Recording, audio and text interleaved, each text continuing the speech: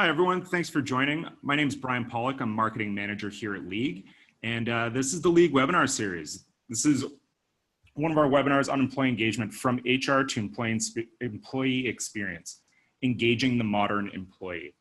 You know, employee engagement is something that we talk about often here at League. It's more important now than ever, but it's also something that's expected by your employees as well. I'm going to make this really quick on my end. And first off, I'd like to start off by introducing our host, Rob Catalano. Rob has a ton of experience in the employee engagement field and is incredibly passionate about it. You'll hear it from how he speaks about this topic. He's great. He was named a 2017 top global employee engagement influencer.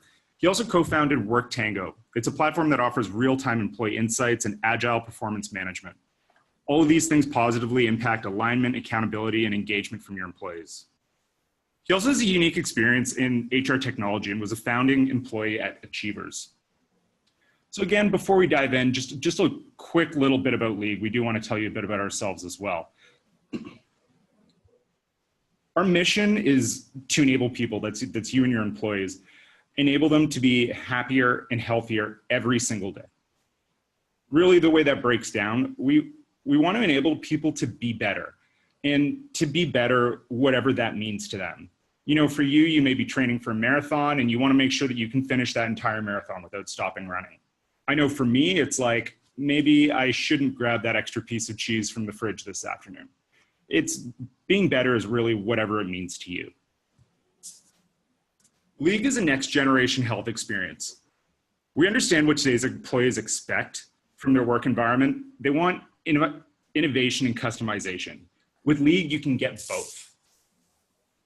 League is all digital. Employees use our app. Employees use our app for everything to do with benefits, including paying for, submitting claims, all through their digital wallets. They do everything through the app. And employers can say goodbye to forms. All the administration is done through our online portal. You also get flexibility and choice. Your teams choose exactly what they want to spend their benefits on, and they do that based on what's important to them. And for employers, you get unprecedented control over your plans by offering a combination of insurance, health spending accounts, lifestyle spending accounts, workplace health services, all of these that match not only your needs, but your budget as well. Your employees also get a health marketplace. They get access to this whenever they want. They can choose from a network of thousands of health providers, and they can choose their services. They can browse, book, and pay for everything through the app. And last but not least, as employers, you get a bit of financial control. With our benefits, you only pay for what gets used, and you get a bit of certainty as well, because it allows you to plan effectively and eliminate any of those year-end surprises. So again, I want to thank everyone for attending today. This is a really exciting webinar for us, and we know that employee engagement is such a huge thing in the HR space right now and in the work environment. So without further ado, I'd like to pass it over to Rob Catalano, and he's going to take you through a bit more about employee engagement. Brian, thanks so much. Appreciate the introduction, and hello to everyone else online. Super excited to be here today. So a big thank you to folks at League just for bringing me here, but more importantly for bringing the community at large together for these type of conversations and really focusing on kind of what's next in terms of the workplace. So today what I want to talk about is, again, how do we engage the modern employee? And I spent the last 15 years in HR technology, working with organizations on these types of strategies and how to enact these type of things in their organizations. So it's just been fantastic to be a part of it over the last number of years, and it's great to see a huge shift. So I'm passionate about this topic, happy to share my experiences with everyone here, and again, really thankful for League to putting this together. So I want to set the table for today's conversation, right? Identify what are the learning outcomes. So first, we're going to go briefly through why employee engagement matters. But the reality is it's always mattered. But I want to discuss why it's more important than ever in today's changing workforce, especially with today's modern employee.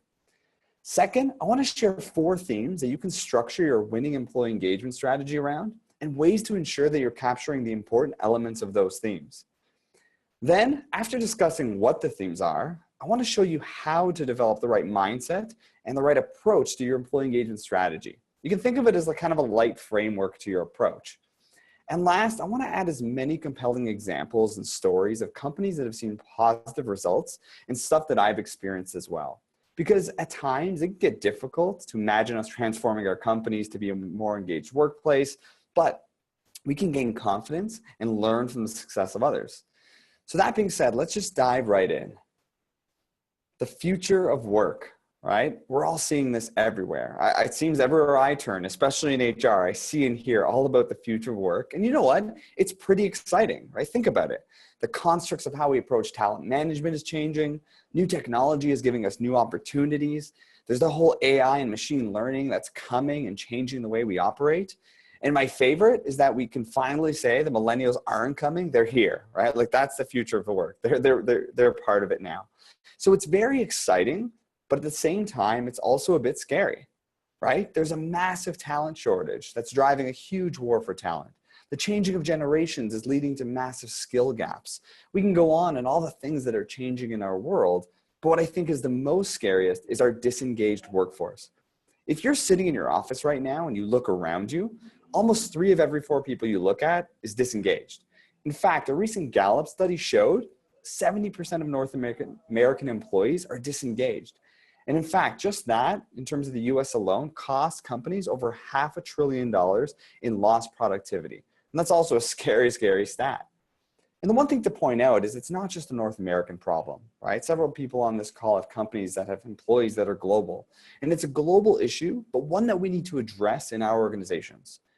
But why? Why should we address it? Why should we even care? Because having engaged employees has positive impacts. For example, when you have higher employee engagement, according to research by Korn Ferry and the Hay Group, there's a 14% decrease in employee turnover.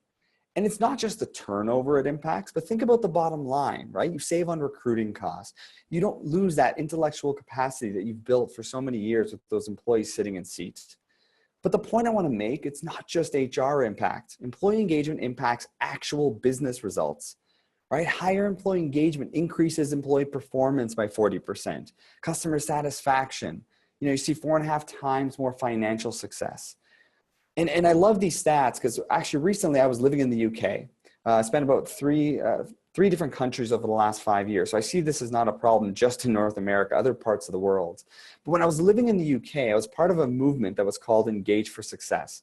And really what they focused on was how employee engagement positively influences business results. And they were trying to find those type of correlations. And I could talk all day about these different impacts of employee engagement. And if you want more information, just reach out to me. I can give you a lot more to help you sell it into your business.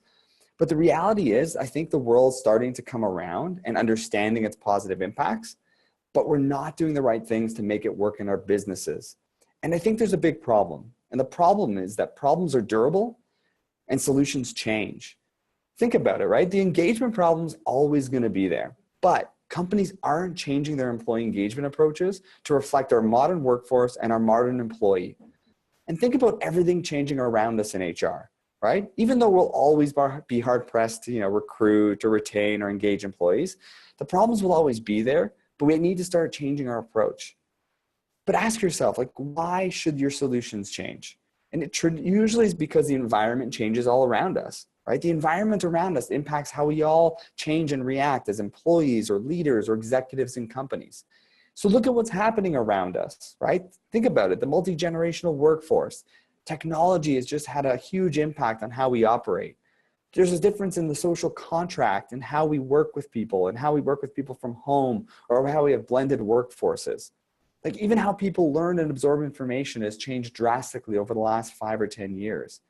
So since our solutions need to change with the environment around us, what I want to offer everyone is 4 themes that can help you and your company change your approach and create a winning employee engagement strategy. And what I want to mention is not just any strategy, but one that reflects our modern workforce. So I'm going to share you these 4 themes that I've created from my experiences, again, working with so many HR departments and so many company leaders, and suggest ways you can consider approaching them in your business. But before I do that, I want to bring up the fact that you can actually implement all of these, right? You can implement all the themes. You can spend a ton of time and money on it. You could use every tactic in the book or everything that I say today. But if you don't have the right philosophy when it comes to building an environment of engaged employees, you'll never get there. And the best way that I've heard this philosophy articulated is using something called the service profit chain. And if you haven't heard of the service profit chain, it's basically a realization that things start with employees first. It's an employee first philosophy.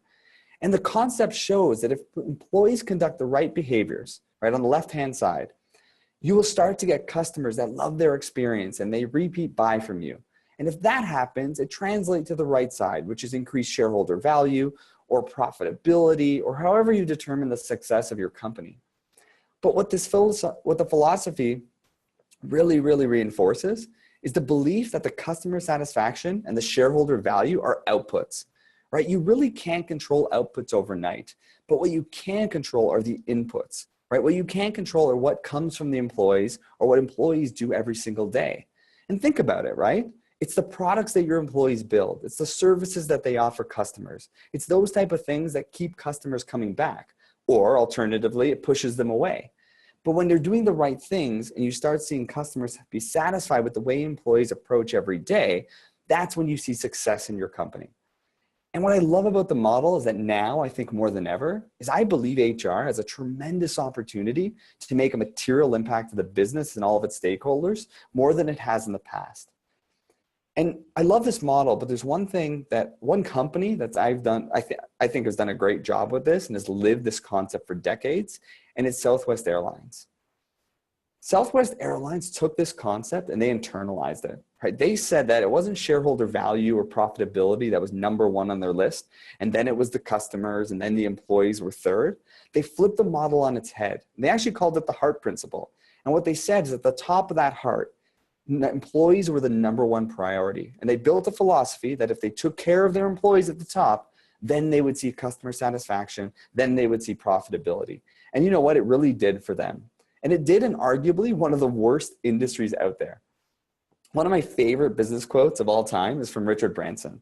And he said, if you want to be a millionaire, be a billionaire first and then buy an airline, right? Because the airline industry is notoriously known for losing money and being a challenging industry. But Southwest saw success with their people principle, right? With their heart principle. They even went the next step, like on the image here, and put hearts on their planes. And they even say all the time, right? Without a heart, it's just a machine. And that's the way we got to think of our employees as well. Now, when I bring up Southwest Airlines, everyone says, I've heard the story. Yes, they focused on their employees. Did it really have an impact? And the reality is, if you don't believe me, here's a great chart in a book that I read in 2011 called Great by Choice. And what it did is it said, what did the great companies of the 60s and 70s and 80s do? And who were they that made them so dominant? And as you can see on the slide here, it shows, these companies that we've come to know, their performance relative to the market, which are really high. And then on the last column, what was the performance of that company relative to its industry? But nothing over the last number of decades has compared to Southwest. They were dominant. They were amazing even. 63 times better than the market, but a whopping 550 times better than the rest of the airline industry. It was just a true testament to their approach. So that being said, now that I discussed how important philosophy is to engage the modern employee, I want to switch gears to the 4 major themes to a winning employee engagement strategy. So I want to share the first trend. And that trend is your company needs to be more agile. It's about changing the speed and the frequency that you think about and act upon employee engagement. And you know what? This agile world is happening all around us. Right? Recruiting isn't a job posting anymore. It's real-time social connections with possible candidates. Performance management is getting away from annual ratings, and it's more about frequent feedback and being more real-time. Back in my day working with achievers, 5 to 10 years ago, rewards and recognition was a years of service award that you got after sitting in a seat for 5 years. Now companies have daily social recognition programs, right, to reinforce the right behaviors. But think about it, then there's employee engagement. It can't be an annual practice, yet companies still conduct an annual survey or a quarterly engagement survey. They take the data and they try to do something with it, but it's too infrequent. And the reason why it's too infrequent, and the reason why these current strategies for employee engagement don't work, is because employees, they don't work in years and in quarters. They work in days. They work in hours, right? Our engagement practices have to reflect how our modern employees work, which is quicker than ever before. Right? Their voices need to be heard more frequently. Feedback needs to be instant. We can't do an engagement survey once a year because it's too late to get insight and dig deeper to your employees and actually deal with issues in real time. I actually have the pleasure with working with companies that they get a pulse of engagement on a weekly basis and feedback in real time. And companies really need to start embracing these new agile approaches. And what drives me crazy and what we definitely can't afford to do is you can't afford to wait for engagement data to come in, right? When you send out your survey, you wait, 3 months to get that information, and then your leaders and managers really have no use for it. So the real point I'm trying to come across here is if we're more agile, we can have insight and we can respond much quicker to what's happening in our organizations. One example that I love about demonstrating what being more agile can do comes from this book. This book is called Mastering the Rockefeller Habits, and it's a great one. You should read it. And it shows how the simple practice of just setting goals actually has helped a company be successful in a more agile state. And the way that it works is these organizations had every employee every single week create top 5 goals that they were going to focus on. And it had this huge impact on building a level of communication, accountability, and alignment in companies simply by doing something on a more frequent basis and building that level of alignment. And not just throwing goals in a system and then looking at them a quarter or a year later. And employee engagement's no different, right? Our modern employee expects frequent communication. They expect frequent transparency and feedback. So I want to move over to the second trend. And that second trend is you need to know the drivers of engagement that matter to you, that matter to your company. Too often, I see companies spend time and money on all these different employee engagement initiatives that they see outside of their company. So for example, this slide is an eyesore, but it's meant to be. What it shows, it's major studies from major organizations out there like Harvard and Aon Hewitt and Towers Watson. And it shows what has the largest impact on employee engagement based on their survey and their research, or what is the biggest drivers of employee engagement. And I have nothing against all of these models. They're insightful. I have nothing against these organizations, but the one thing that stands out to me is they pretty much say the same thing. Right? They all have similar drivers of engagement. Some might be larger than others, some might be ranked higher, but they're very similar in terms of what drives engagement. So it really begs the question, where do you focus your time and effort? Right? Which drivers of engagement should you create initiatives in your company around that'll be the most important to your organization? And that's why looking outside your business is important. But what I think is really paramount is looking inside your business. And the way that you really do that is by giving your employees a voice. Because when you give employees a voice, you get immediate insight into what's happening in your business, what the likely drivers of engagement to them are. And the best thing, it's so key in engaging employees. And it's key in engaging employees for a couple of reasons. The first one, it shows that you're actually listening to them, right? When you give them a voice, it shows you're listening and shows you care. Also, when you get important feedback from them, you can simply and start easily identify what are the key engagement issues or drivers that matter to your employees.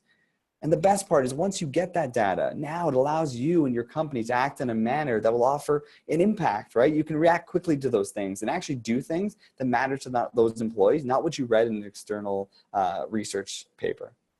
So this theme really aligns with the last theme of being more agile and frequent and how companies measure and align employees.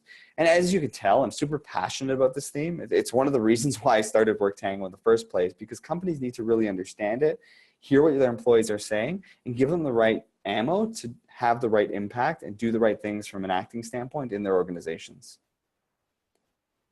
Now, the third thing I'm seeing, and I'm seeing it growing rapidly when it comes to engaging the modern employee, is just a focus on well-being, employee well-being.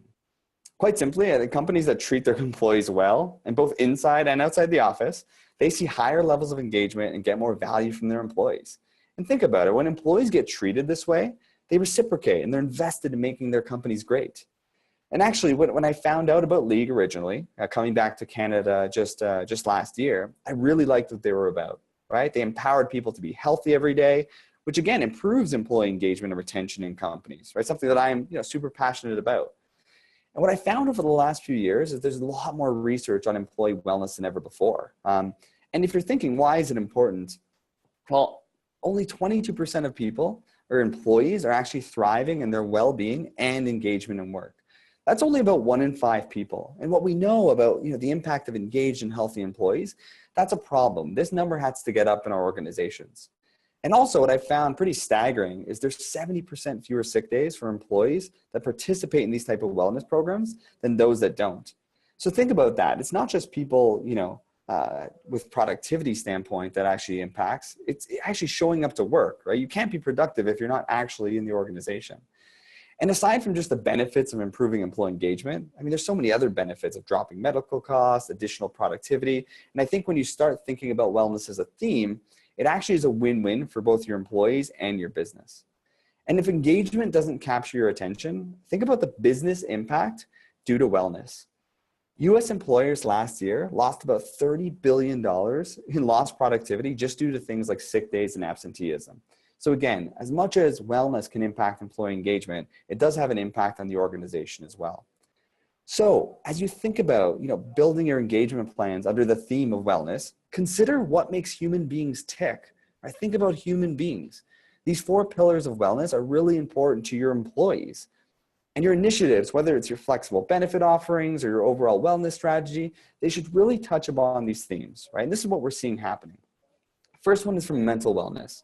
Right? Supporting mental well-being in and outside your company continues to show benefits in terms of productivity and so on. From a physical standpoint, right, we all see a huge influx of company facilities being upgraded or bringing instructors in for workouts or yoga. I mean, I know I love the personal trainer that's in our offices every Thursday, but physical is important to wellness as well. The third major theme in wellness is social, right? Humans need that connection. They need a sense of belonging. And if your company can support, whether it's company or personal social initiatives, it's very important to people. And the last one is financial. I was amazed, 70% of working adults, they feel a moderate or high level of financial stress in their lives. And think about it, if they're worried about financial issues, or if they're worried about any of these 4 things on the screen right now, they're not thinking about work. They're not fully present at work and offering creativity to your company. There's a really great story that hit me when I met some of the league staff, and it was one of their employees, Adrian. And I'll kind of paraphrase what's on the screen, but basically, Adrian a couple of years ago tore his ACL, and he needed physiotherapy, 4 times a week for every 8 weeks. But with a regular benefit package, he wouldn't be able to cover a lot of the physio that would be required and have to pay out of pocket. And what he was offered with League's HSA and flexible spending accounts, he saved a lot of money and allowed him to spend money on one of those 4 pillars that mattered to Adrian. And I've lived it. I mean, especially in terms of the back of being on sports injuries and having to go through this process, I get it. But when you start making opportunities and options available to employees that matter to them, again, it can make a big impact.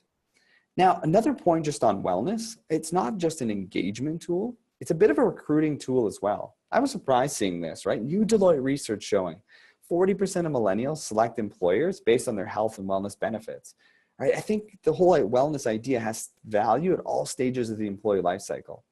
And actually, I don't know about you, but the more I negotiate contracts recently, I feel people are using benefits as a bit of a selling point with candidates because, we're trying to make them better than other organizations. If you ever want some inspiration in terms of, how to get wellness focused in your organization, I would really suggest reading this great LinkedIn post by Ryan Holmes. He's the CEO of Hootsuite, and he calls it "Why It's Time We Paid Employees to Exercise at Work." And he talks about how does Hootsuite make it clear that anyone can block off an hour of their calendar to exercise during the day, right? He actually shares a lot of research when workers spend a certain amount of time at lunch exercising, for example. They start boosting their performance rates and a bunch of other benefits. But I guess what's interesting is companies are now starting to respond to this modern employee, right? They understand that wellness is important to people.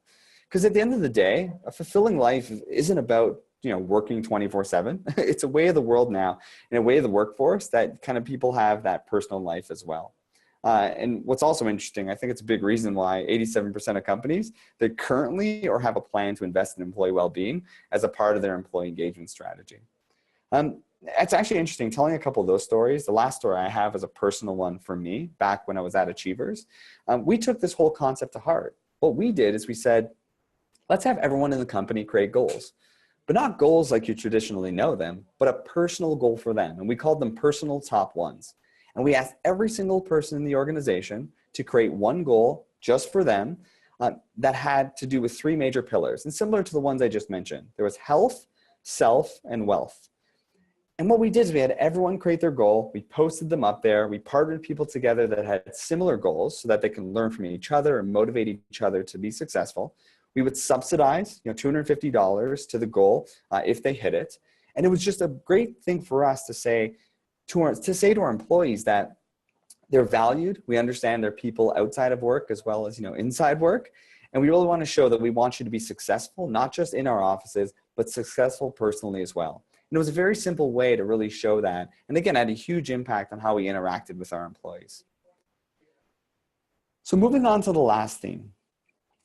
So this is about leveraging your secret weapon, which is your management, right? So no matter what you choose to do with your engagement strategy or how you choose to act on the feedback, this theme is really about leveraging your managers because HR can't do it themselves, especially in large organizations.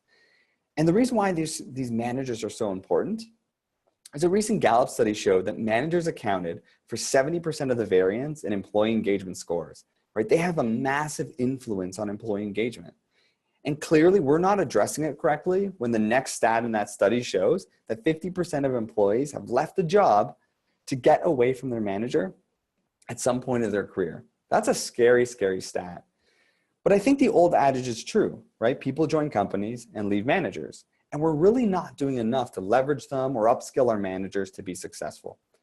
Because remember, right? The modern employee won't stand for a poor experience at work or a poor manager for that matter. How many people do you know, or even yourself, have left a job for less money, right? We all have. And it's the modern employee today that requires a great experience at work. And that great experience is heavily influenced by their manager. So I want to offer some things to remember regarding this theme and regarding your managers and how you can leverage them. And the first thing is don't forget them, right? Ask yourself, are managers in your business, are they actively involved in your employee engagement strategy? Or do you just get a report from the engagement survey that was done 3 months ago and it got filtered by your vendor and then HR got filtered down to and then your exec team looked at it and finally it got down to your managers and it was pretty old data that they couldn't use?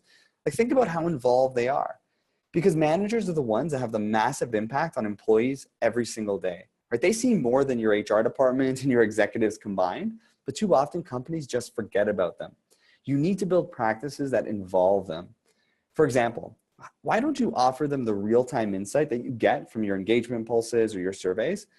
Actually, to the engagement surveys of their teams, give it to them directly compared to the rest of the organization, right? Then they'll start seeing and have a lot more accountability of how they engage their teams. And the other thing also not to forget is don't forget that they are managers, right? Give them autonomy to impact their teams and make them accountable for the engagement of employees. I actually know a few companies that make engagement levels actually part of the compensation plan, right? It shows an organizational commitment to how important it is. And actually other companies I've seen do these things, and one I've worked with is offer discretionary engagement budgets for each manager. So saying to the manager, here's a discretionary budget, use this to engage your team and make an impact and be a part of the solution. And when you start involving your managers, they become part of actually creating an engaged workforce part of you, not resisting against new programs you drive into the organization. And also to that point, don't leave managers in the dark, right? How can managers be accountable for the engagement of their teams if they're not involved, or if they don't have real-time data, or if you don't give them mechanisms to get feedback in real time? Your smart companies I'm seeing, they're not only getting these pulses of engagement, but they're serving that information directly to them. And HR is not a filter, right? They're giving them the opportunity and information for them to do something about it and really making them part of the process. The best way I like to explain how important managers are is by looking at them like a cog in a machine. They are so key in translating the strategic narrative and the goals of the company into the daily behaviors of employees, right? Think about it. They're in the middle, right? They bridge the gap between executives and employees. But if you remove them from the equation, it's like removing a cog from a machine, right? The machine shuts down. And the other point I want to make is that, all of the themes we discussed earlier, they can be reinforced by managers, right? They can ensure agile practices happen. They can use engagement data to impact what matters to their team. They can reinforce wellness in your organization. They have a huge impact. You need to make them a part of your engagement strategy if you want it to be successful. And now this is especially important in the modern employee in this fast changing workplace where organizations are getting a lot flatter. Right? Companies are working in much smaller teams, and that's when managers and team leaders become very, very important. So those are the four themes. But before wrapping up today, I wanted to add something else, right? I wanted to add a couple of ideas of how do you get this done. So from a bonus section, I want to offer 3 quick tips to consider that I've seen companies focus on as really guardrails to keep their approaches on track, right? So they take these themes, they put it into practice, but they keep these 3 things in the back of their mind. And the first thing is we need to build a mentality to treat employees like customers, right? And it's happening. We're having the consumerization of employees happening right now. The lines are blurred, right? And they're blurred for good reasons. I actually love this model from Gartner. And what it shows on the left-hand side is how do people and companies, how do they approach their customer relationships? And what systems do they use? So as you can see on the left-hand side, they focus on customer engagement. They focus on personalized marketing. So they're saying something that resonates with that customer.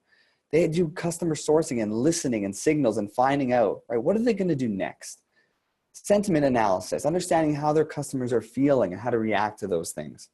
Loyalty programs, how do we keep these customers? Because losing them would be, astronomically bad. And service and support. Let's spend so much time and effort really understanding, how do we service them and make our customers ridiculously happy so they return to us? But if you look at those things, they're not happening as extensive as they should be happening on the right-hand side from our talents, right? Are we doing things to really drive personalized communications, right? Do we have the right listening signals to find out? Do we have high potentials in our business? Or do we have people we have to have conversations with or predict that likely might not be here next year, right? What's the sentiment of those individuals and really hearing their voice, rewards and recognition, the list goes on. And what's interesting is that today in organizations, Gartner also did the study that we're spending 4 times more on our customer relationship systems than we're spending on our talent relationship systems. And I think we need to start shifting that to really focus internally in our companies. The second tip, remember, they're not only employees, they're people, right? They're people too. People and employees aren't mutually exclusive, right? And I love this image because if I think about how some companies think about their employees, they think about managing them and their hands and managing what they physically do every day. But rather, you need to focus on employees' hearts and minds, right? That's required in today's knowledge economy. This new workforce and this new modern employee, we need to treat them like human beings, right? Human beings, not human resources. I start most of my weeks looking at this quote and, customers will never love a company until the employees love it first. And that's what I've always tried to focus on and working with organizations or even my own is that if we don't get the employees part right, then nothing else really matters. And the last thing, one thing to keep in mind, it's a tactic, it's not a strategy, right? Engaging the modern employee isn't one initiative. It's not a bake sale that you can just create. What you need to do is look at the 4 themes and over the course of a year or 2, think about your long-term engagement strategies, right? Too often companies get their engagement data, they act really quickly, and that's nice and all, but it's a bit of a sugar rush and it isn't scalable and it isn't continuous. So you need to view these things as more of an organizational strategy, right? Not just a flavor of the month or the moment in time. Because when you start doing those things, your employees will notice. So if you think about all the themes and important elements of what you want to do and conduct, remember, you can't all do it at once. You need to build a pretty good strategy over the course of, 4 to 8 quarters to really make an impact and keep it fresh in your organization. So the last thing I want to do is just a recap, right? And really focus that, we talked about engagement having value, right? We all discussed the reasons. And again, if you have any issues selling this into your organization, let me know. I can help share some great research or approaches to help you with. And then we talked into the right philosophy, and that really matters. And you know what? It's super integral in setting yourself and your company up for success. We also dove into the 4 themes, right, to a winning engagement strategy. So remember, you need to be agile. You need to focus on the drivers of engagement that matter to your company, right? We need to understand how work is just a part of life now, and we need to support overall employee wellness. And that managers are key in leveraging for your engagement strategy. And then we ended off with some bonus tips, right? Really reinforcing that employees are other things too. They have needs and a tolerance for work that's very different than the workers before them.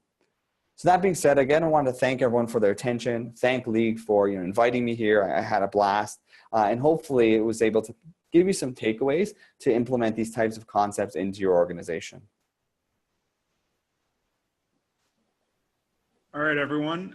Thank you so much for joining today. We know how busy your days can often get, so really, really appreciate you taking some time out of your day. And I also want to thank Rob Catalano from WorkTango. Rob, that was great. I think you really summarized our topic about the modern employee quite well, and hopefully everyone had some great takeaways. So once again, thank you. This entire presentation will be available on the League website, and we'll also be sending out slide decks